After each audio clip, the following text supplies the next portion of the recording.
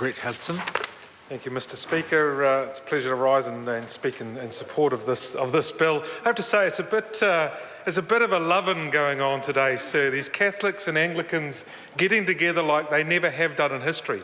My history in this may be limited, but there was a time, sir, when they would greet each other with stick implements and fire and do bodily damage. And I would say that if they could extend this fellowship and bonhomie to heathen atheists like me, we'd be singing Kumbaya before we knew it.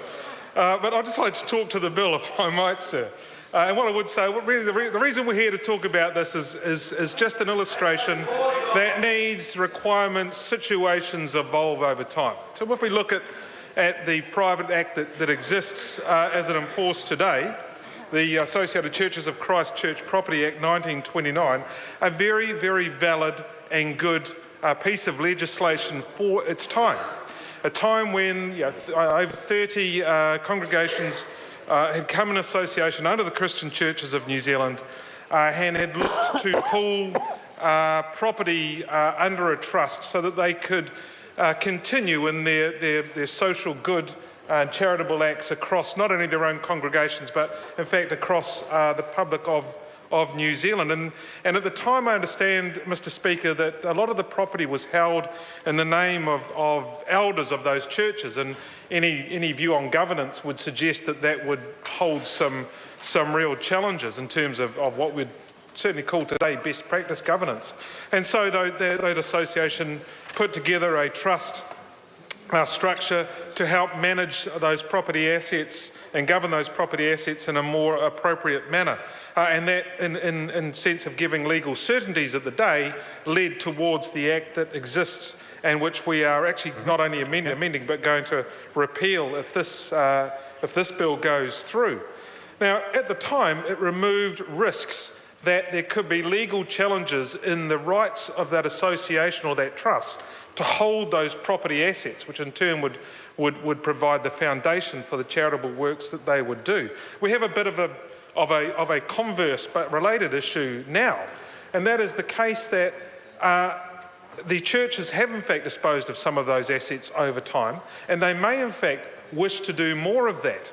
And in doing that, it would be not only possible or desirable, it could actually be a far better use of the money or the proceeds gained to use in a different form to support the charitable and good works they do in society. At the moment, there's a real concern that if they liquidate some physical real estate property managed or held under the Act as it stands today, that they must replace that with real estate assets to use those proceeds, whereas it might be better for them to take it, use the cash and provide charitable works in another way. So what we're doing, as well as modernising the situation, bringing it in line with other trust practices across our society, is we're making sure that these group of association of churches who do good work in our society are not going to be placed at risk of legal challenge for the good works they do simply because of some archaic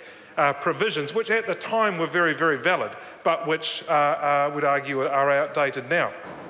And I think as other members have raised in the House, that there is a very, very strong presumption that the assets, the funds received from the current assets can only be used in real estate, that they can't be used as cash assets for other purposes. So the action we will take as we proceed through the stages in this bill will certainly give greater flexibility to this congregation or this association of churches to do the work that they do.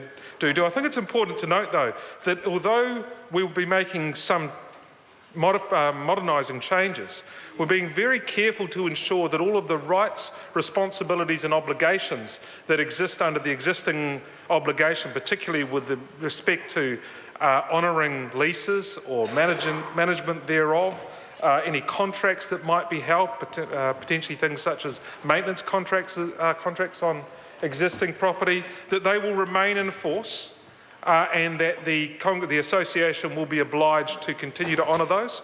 That's a very important thing. We're not about breaking something here, we're about modernising it and giving some flexibility, but also retaining the fundamental good governance. So, sir, I support this bill and I commend it to the House.